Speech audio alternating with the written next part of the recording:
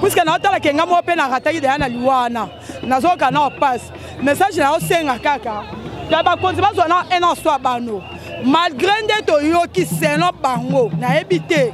que entre batu national faut eza nan biso to ebité mais ceux qui toke koteka ba place wana et aka passe pour la douleur l'état c'est la bango wenze mitendi bango kende na bango te mitendi bango kende te batwana bakufi wana bayaki ndeko luka bayeko luka na ko luka wana ne passe eleki na mboka ta passe na mboka so bayeko luka te bakolia ndenge bakofi ndenge nini ozomona makambo ba mama na baje kufa na 4 cop na ko luka tozana mawa makasi ya kosangana te bandeko batiki biso ba mama ba papa ba yaya batiki biso susi tozana ngo ya mwana bon ezali ezo sala pasi na moni ba mama belé boye bibembe bandeko tout ça vraiment ezali passe makasi pe motema ezali penda kosala passe makasi l'état azaba précaution oyo esengeli pour que bato ba respecter ba ligne oyo ya ba haute tension. En tout cas l'état alanda ta bana wana ba musu bana batika bo fele mama zate tata zate mama kenela ko luka pona bana mais mama kufi azongi te kotala ba mama batiki ba mabota batata batiki bana babimaki un certain jour moko boye bake ko luka pona bana na bango ba se retrouver liwa.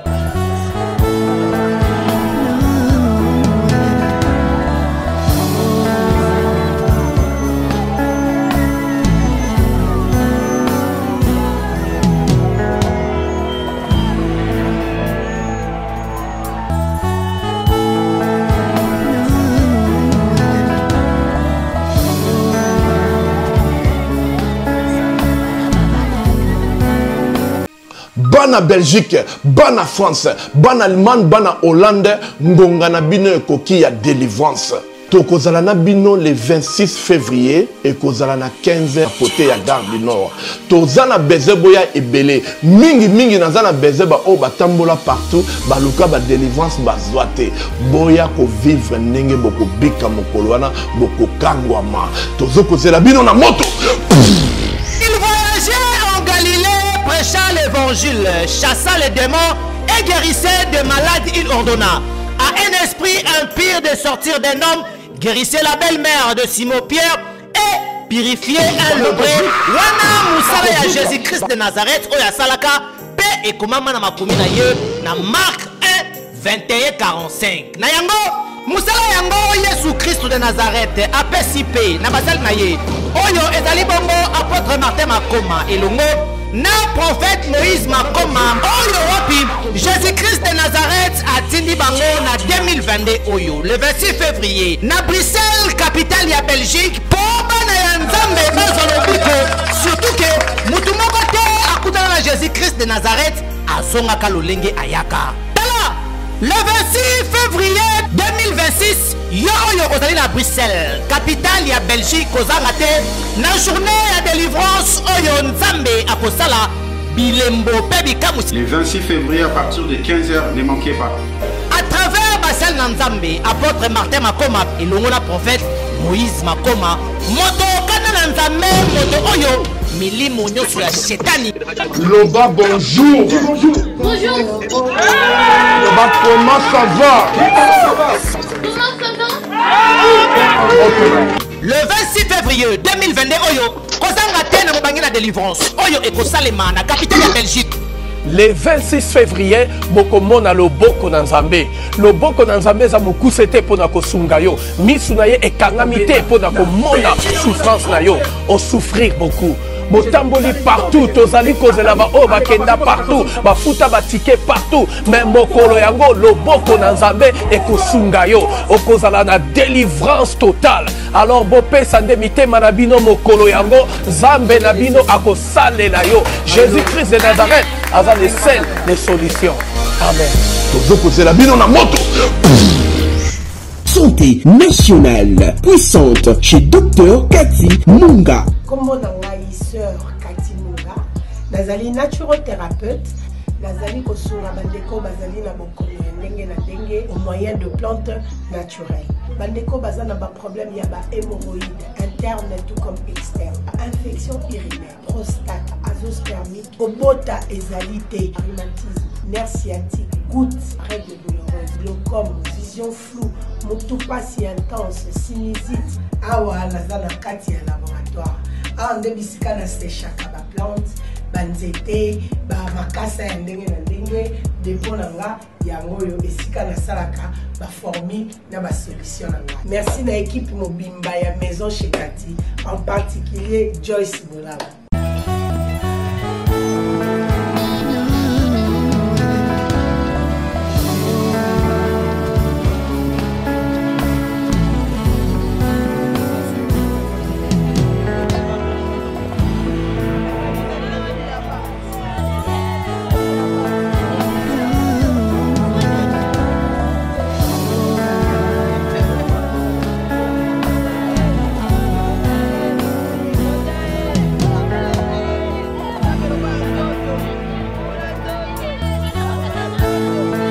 biso belé tozana mawa ya makasi ya kosangana te bandeko batiki biso ba mama ba papa ba yaya batiki biso susi tozana ngo ya mwana mais to senginde na ba kontina biso ya mboka pe na biso mo peuple congolais toyeba ko bangaka courant totika makambo ya kobendaka basinga ba courant to lexera likolo place tozoteka place banda ko ezali quand même ezo sala ba dégâts.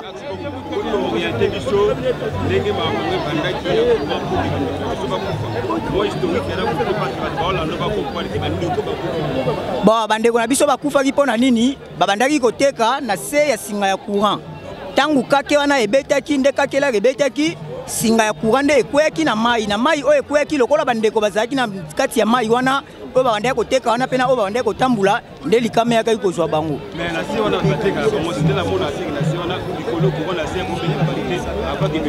Sinel apekisaka bato balongwa place wana mais tellement biso ba peuple congolais tozalaka teti toyokaka soki circonstance likambo eye nde toyokaka mais to remercier Nzambe topesaka Nzambe merci na circonstance nyonso ekweli biso po yalobaki ete circonstance nyonso tokumisa kaka ye na makato sengi na makambo oyo ekweli biso bakonzi ya mboka bayeba kozwa solution ya bien pe Sinel compagnie na biso oyo esungaka biso po courant eza énergie santé ya biso ezaka na courant toboyi te mais bakonzi ya Sinel bayeba kozwa solution ya maklamu pona circonstance oyo esiko kwela biso ya bandeko oyo basiko tika biso tolingi nde DG wana alongwa DG alongwa te asala nde musala na ye bien abongisa na erreur oyo ezalaki l'état na biso pe atika otengela ba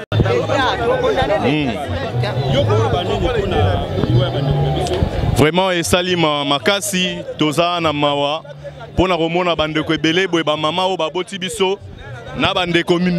mibale ko perdre vie esali biso vraiment kitoko te esali biso passe na motema yango wana.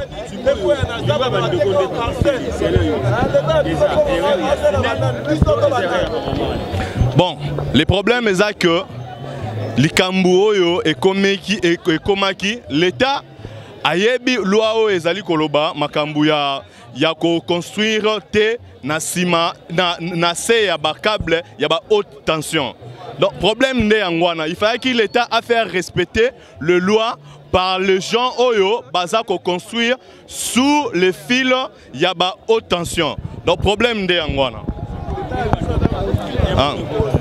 Bon, ezali ezo sala pasi na moni ba mame belé boye bibembe bandeko tout ça vraiment esali passe makasi. Pe motema ezali penda kosala passe makasi. L'État azaba précaution oyo esengeli pour que bato ba respecter ba ligne oyo ya ba haute tension. Donc problème de yangwana. Na senti que bino ba booster parce que vraiment belé ça c'est biso to mona ko deux à partir parce que place wana ba mama ba no teka kala ba mbule beta intervention ya tisolo ba kufi na la sur réseau ba mama ba tort. OK, problème est ali que Snell a salaka moi temps moi ebele pour na ko sala ba sensibilisation wana que les gens ne peuvent pas construire sous le fil de haute tension. Le problème de yangwana mais tellement que l'État ne poursuit pas banina ye yangwana omoni que batebele bongo donc ba vie perte de vie eza makasi na ba place wana. Bon, l'État national eza eloko moko. Mais sikoyo je peux dire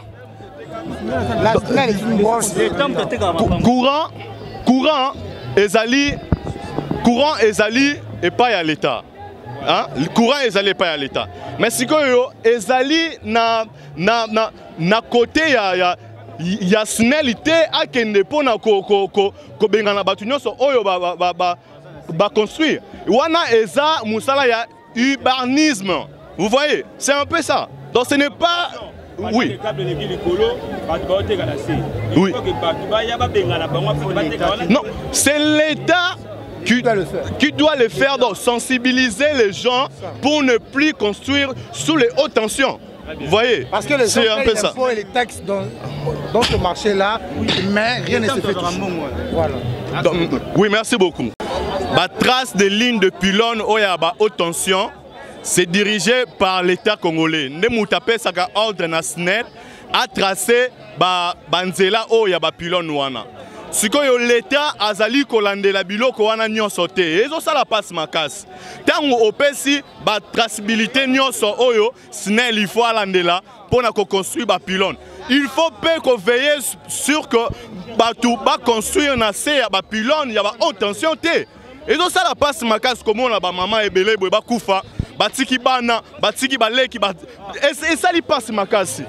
L'État a une précaution pour na makambo. Tolingi soute loko e salama. Place au nyonso oyo pylône et l'onami pour na haute tension. Y a ba haute tension nyonso. L'État a une précaution. A une précaution à éliminer bateau nyonso. Bandaku nyonso oyo eza construite na ba se ya ba haute tension. Vraiment s'il vous plaît, na beti pena c'était l'État a ba précaution na ye ya ba loi. Merci. La solo au moni biso na matanga oyo toza fondation Congo Elonga. Moni toza ensemble na bande ko na biso tokofila moko na biso na kati ya fondation aza maman vendeuse ya monene na wenza ipen na likamo ezui bana mboka yepe se retrouver na kati ya likamo wana ya on lelo vraiment toyekolela oyo ya biso moko na biso na kati ya fondation membre na biso ya oui justement teka na wipen talaka to ba mama moko lelo esima pa ba mama ateka na wipen marqué ko sala wenze na badadi na matadi kibala nde ake ko kutana na likamo oyo lelo tozolela mama na biso lelo.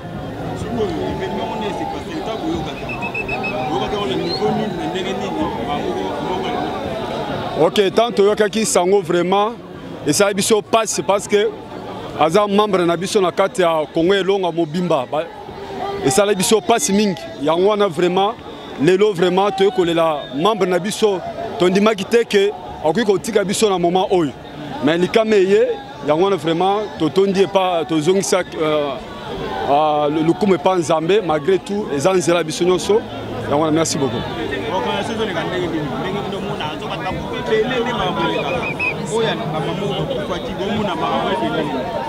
Oui, na kota na niveau ya organisation, na niveau ya gouvernement, tout le monde l'équipe malam. Ya wana zo senga, lokola maman na biso oyo, aza maman tiki bal mike. Alors papa si akufa kala, mais tozo senga gouvernement. Ya moko na biso akanisa ba maman oyo, lolengo moko fondation Congo Elonga pe et kanisa toujours ba congolais nyonso. Ya to sengi gouvernement na biso a charge ya ba maman oyo ba papa baleki parce que lokola maman na biso oyo atiki bana mike papa zate libote zate ya na sengi gouvernement na biso ya ata likamo vraiment a charge ti na suka.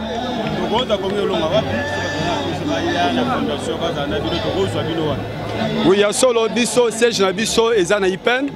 toza na avenue Mama numéro 75. Alors, nous avons fait un numéro, il y a une fondation Nabiso, où nous sommes CPL, nous sommes Congolais, parce que la fondation, ils ont un Congolais. Alors, il y a CPL qui sont ensemble, Nabiso, nous avons un numéro Nabiso, nous avons une adresse Nabiso, alors nous avons fait un bango, nous avons rejoindre la fondation Nabiso Congolais. ya toloba ka boye atuka leta alandela ta bana wana bamusu bana batika bofele mama zate tata zate mama kenele ko luka pona bana me mama kufi azongi te toloba kanisa donc nzambe asunga libota wana sunga bango nyonso babota nyonso wana pesa bango kimia bana o batiki ba mama batiki bana na bango aleta alandela bango swela bango nzala baluka ta mwani bakode ko sunga ta bana wana batika bofele wana nazali kamuso ya koloba te neza wana ona lobika yango na papa kana opasi puisque na otala kenga mo pe na ratayi de na liwana nazo kana opasi message na osenga kaka ya ba konzi bazwa na ena swa bano malgré ndeto yoki seno bango na ebité que entre batu national faut eza nan biso to ebité mais ceux qui toke ko teka ba place wana et aka passe pour la douleur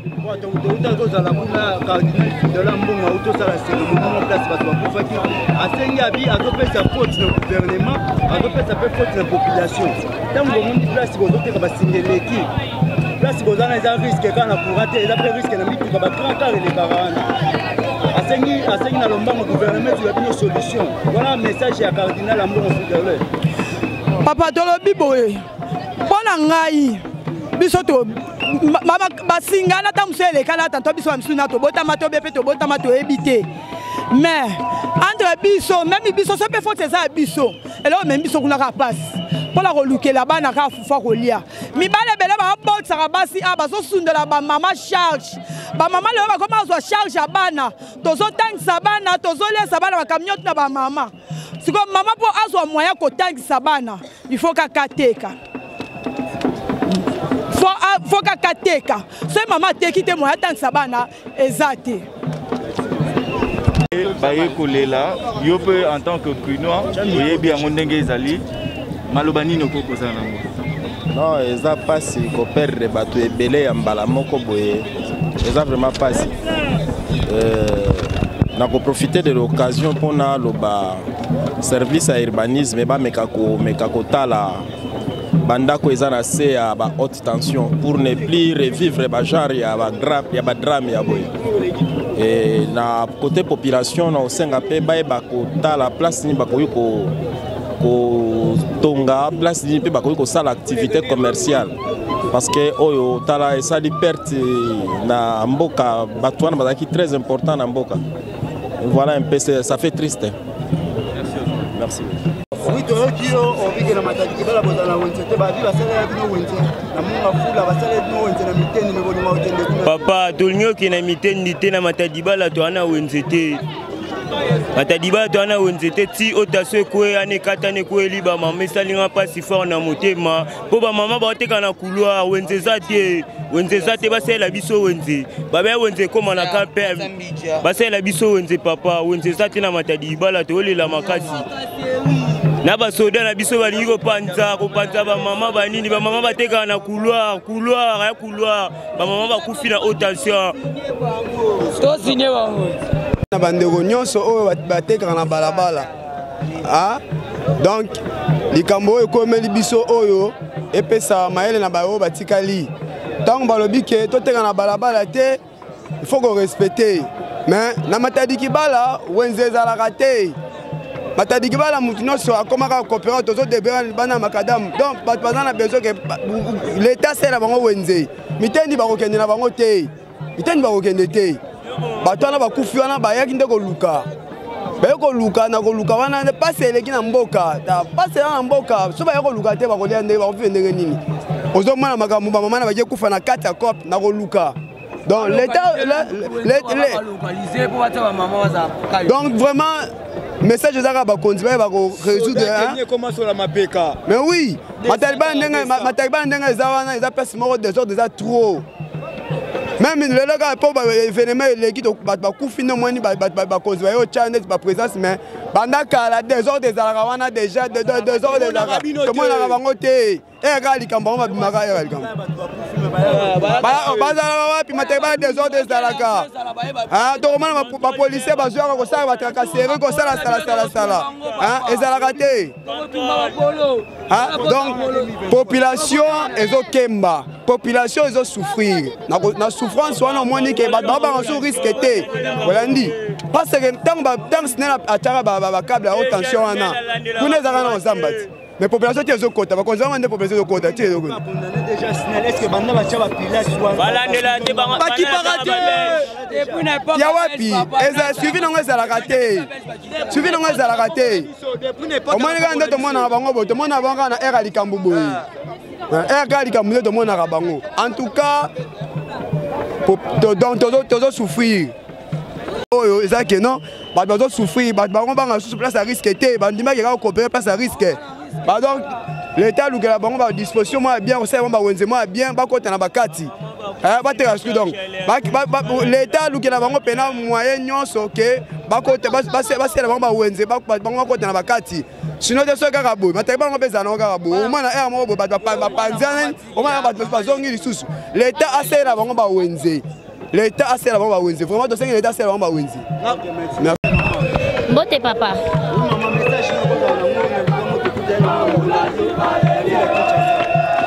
Message na kokolo ba nazana douleur ne nazabo e passe na motema kotala ba mama batiki ba mabota batata batiki bana babimaki un certain jour moko boye bake ko luka pona bana na bango ba se retrouver liwa ezaka ka passe mais congolais toyoka to meka mwa muke koyoka to kufaka boye leta kufaka te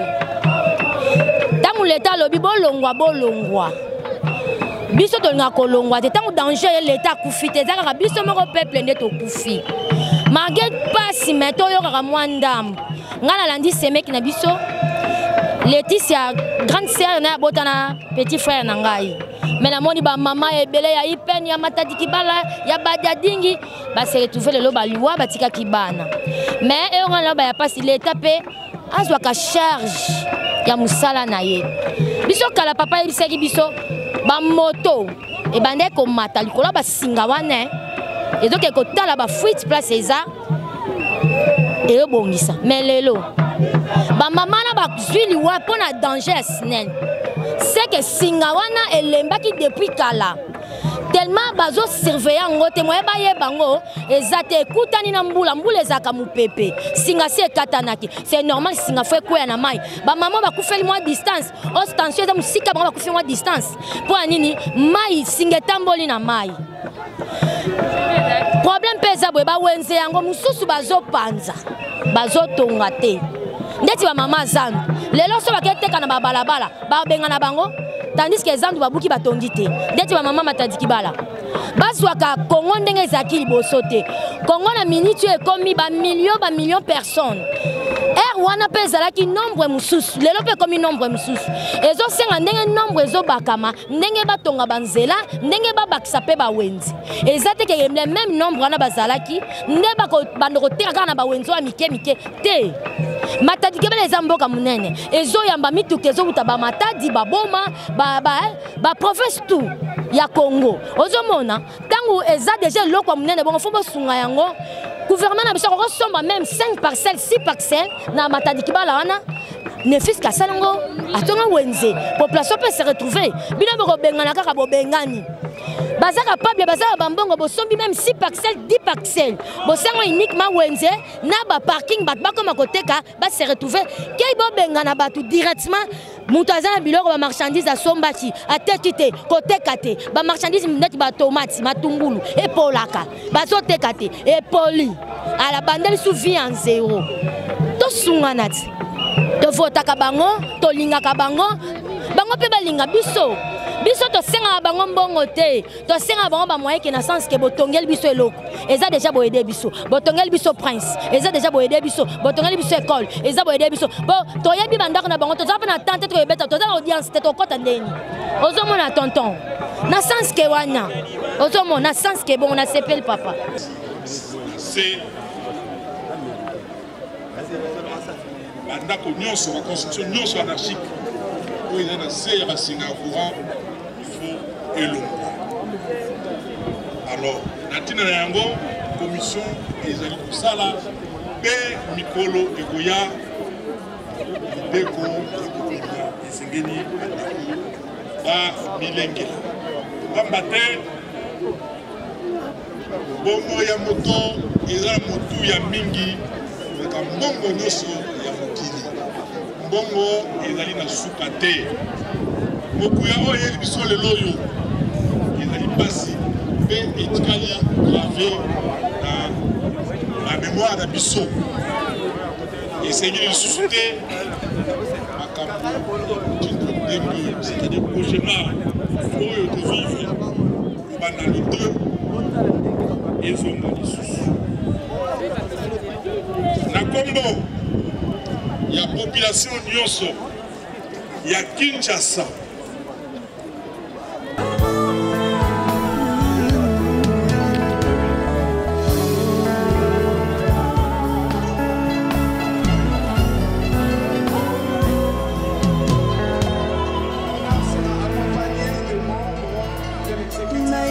na yo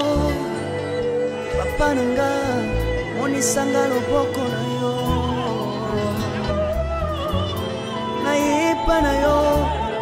mosantu yo monisanga loboko na yo zamba lolo yo azosale zamba lolo azosale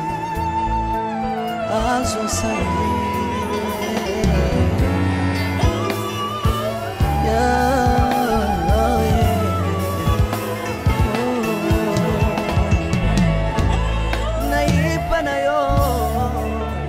pananga monisanga loboko na yo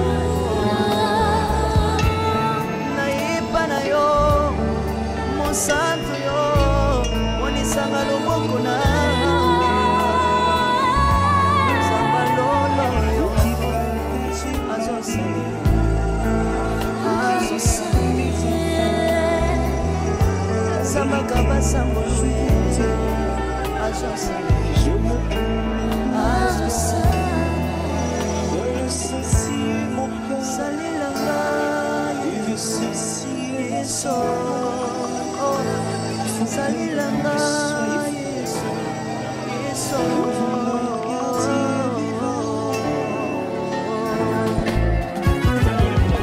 Alléluia.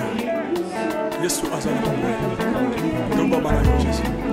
Komba mara. Tiro. Yesu na mingi na tacho na Yesu. Papa na mingi na tebu na Yesu. Kapena tato na bosambe na yo Yesu. Yoka bosenga na nga sabaka masele. Yoka shishe na ngaye sabaka. Na bapasi na kosabo zambe na yo na ye na kosaka nuna kosabo zambe salela nga yeso yeso salela nga yeso yeso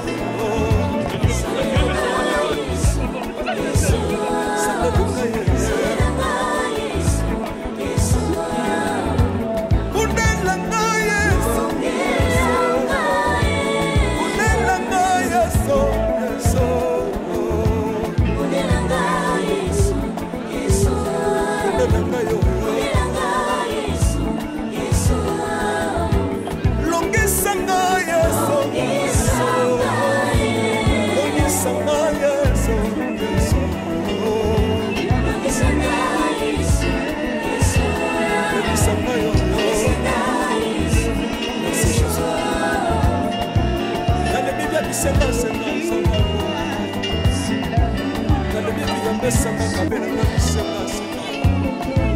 Yesu mokoni niye batu bakolia pe na sima na ngai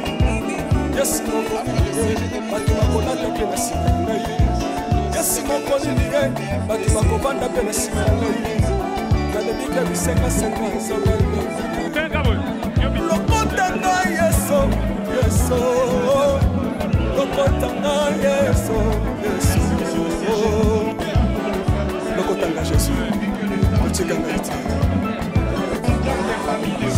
Shalom, c'est Papa Moïse prophète. Il y a église Hosanna. na ye kopesa bino message lelo pona ba oyo bazala ba blocage ba limitation ba mari de nuit ba esprit de mort ba maladie oyo esila kate mais mingi nazana besoin ya ba oyo batambola partout oyo ba luka ba délivrance oyo ba mata kutu ba avion pona ko luka ba délivrance esimbate nazana besoin na bino boya po bobika po ite ngonga na bino ekoki awa ba benga ngo terminus awa ndezali sika ba démonio surtout ba sukaka moto moko na ya ate azwa délivrance ka bikate na ne salamate bango nyonso surtout babika avant kutu boya bofukama bosenga Saint-Esprit ala kisabino soki papa Moïse azali ya ye ou bien ya yete ako répondre bino tout de suite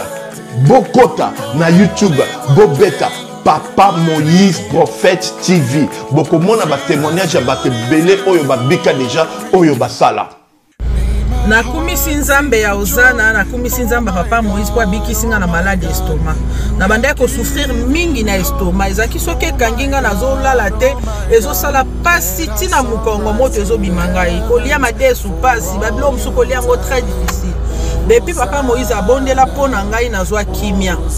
nzambe ya papa Moïse asayelinga minene abikisinga na estomac na melaka lisu pantomètre te na bwaka ba pantomètre. Merci Jésus, nzamba pambola papa Moïse. Shalom, shalom, shalom peuple de Dieu. J'avais beaucoup de difficultés dans ma vie. Nazaki Moutaba Régé.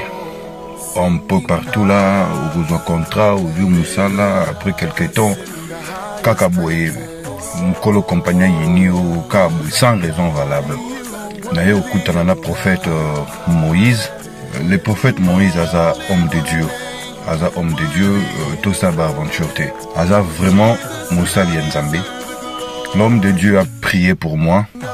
J'avais des masques, ma masque a régé. Et depuis que l'homme de Dieu a prié pour moi, je vous dis, tout a changé dans ma vie. Tout a changé dans ma vie. A changé Nyonsor. Nzambe a fumola la porte. Mon prophète Moïse, que Dieu te bénisse. Depuis 2012, ils ont locaté.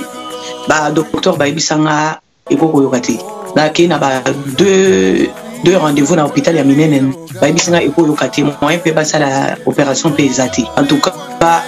na vanditi lelo na yoka kana ngai te na lito na nga gauche mwana na yo komo na nani na yo ko lobi mwana na nga komo mwana na nga liboso komo na nani Marcel na zoka na kangika lito yo kaka nazoko na oyo banda koyoka te ça veut dire que la yoki zambe ya ngai oh na pusi ku téléphone musika prophète my god nazozela bino nyonso tout dans moto.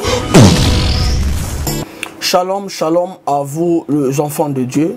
na pesi bino mbote na kombo na Yesu c'est bien moi votre frère le pasteur Israël Nash. Je vous salue au nom de Jésus. Je suis précisément à Kinshasa. Naza responsable ya Ophelina. Jésus est mon papa. Naye liboso na bino pour représenter bino bana o bozo mona na bilili pe ba difficulté tozanango. Na bandaki musala o ça fait longtemps ya koboko la bana selon ainsi dit l'Éternel. Mais ba difficulté ezamingi, difficulté ya loyer parce que tozo foutela. Et puis difficulté à foutre là-bas na Minerval pour tout suite au bandaki to pesa qui avance mais tikali ndambo nazo banga ke bana oyo bakata classe bakoma nango na sukate. C'est pour cela Dieu m'a mis au cœur na lancé message oyo na batu nyonso ya motema malamu basunga bana oyo bozomona na bilili bana oyo bozomona na bilili ndambo na juna rond-point ngaba ndambo victoire ndambo limité et puis ndambo l'état pesingai pona bande kolanga nyonso ba congolais bobi ba réalité nini to passer nango na mboka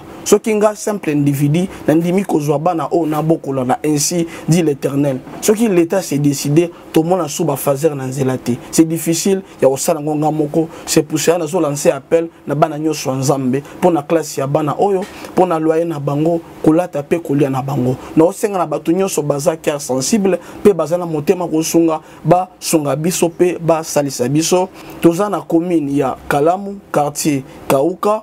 référence ya monene tukanga mina université Kimbangiste avenue comme nango eza Marin numéro 16 numéro de téléphone na biso pona bato balingi ba contacter biso pona ba détail mosusu eza plus 243 89 72 32 229 parce que je suis originaire du Congo central. Merci mingi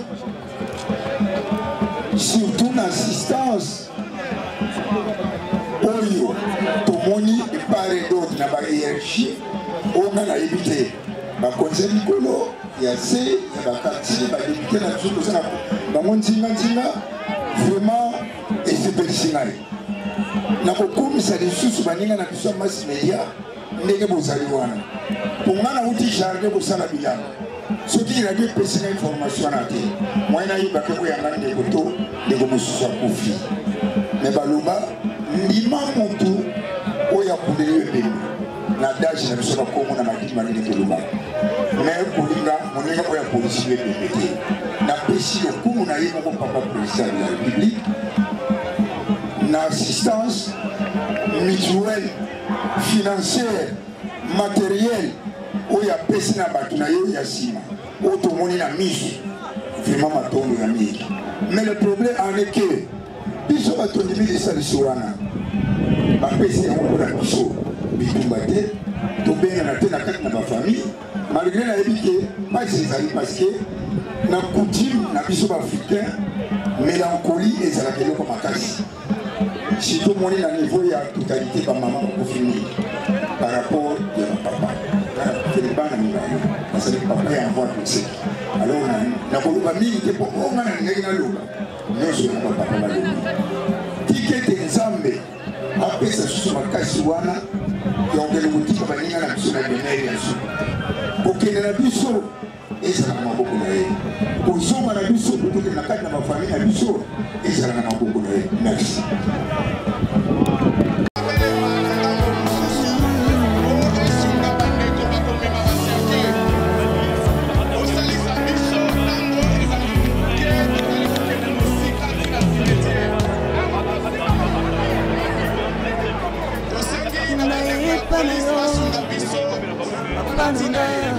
Monisanga loboko nayepa na yo mosantu yo monisanga loboko na yo zamalolo azosale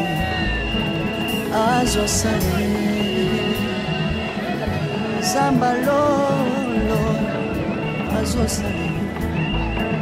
azosale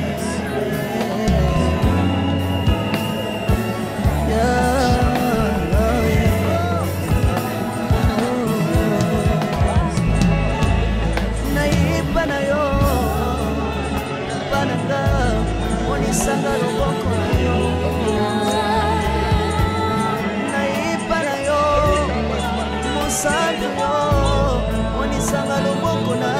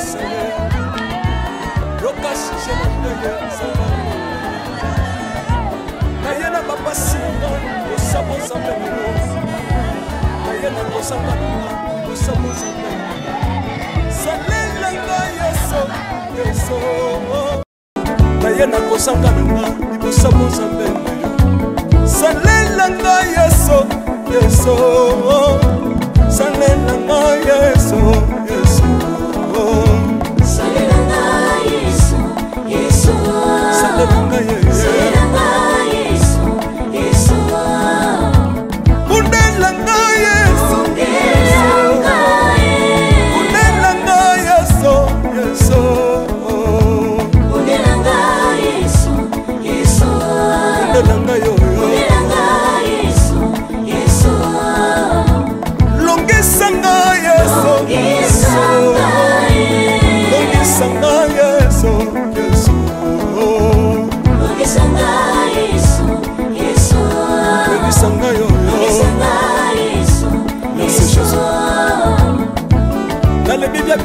senga nsamba lolele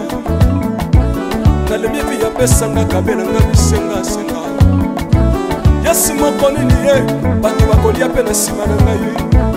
Yesu moko nini ye bato bakolata pe na nsima na ngai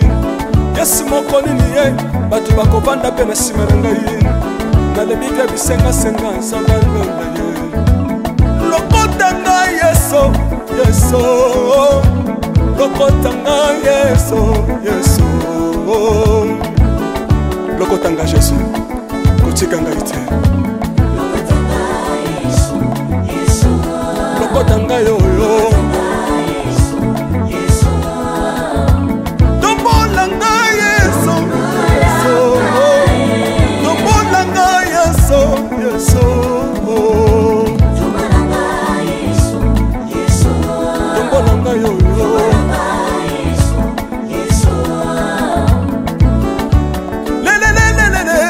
Sawa fako le sawa fako watitishina nsambi watenzelela watitishina nsambi watenzelela Yesu Yesu lesamukatanga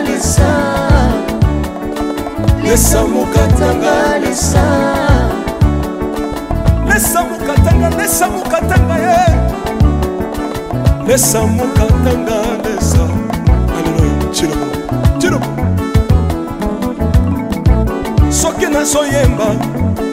opekisanga te oyebi te bisika nzambe alokotanga soki nakoma kosambela opekisanga te oyebi te bisika nzambe azwanga soki nakoma kobinabina